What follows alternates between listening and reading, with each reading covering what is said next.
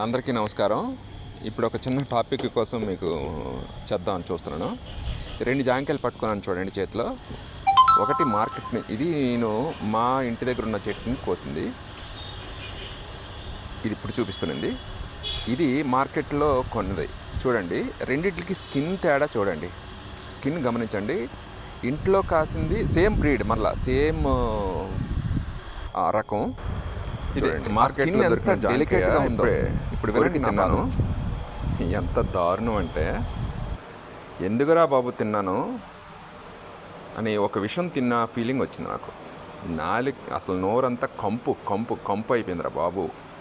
ఎందుకురా నాయన పండిస్తారు అలాంటివి మమ్మల్ని చావగొట్టడానికి. కానీ చూడడానికేమో చూడండి ఎంత స్కిన్ ఎంత లేతగా ఉందో. అంటే ఇది పక్వానికి రాకపోయినా పండించేస్తారనమాట ఏదో మందులేసి.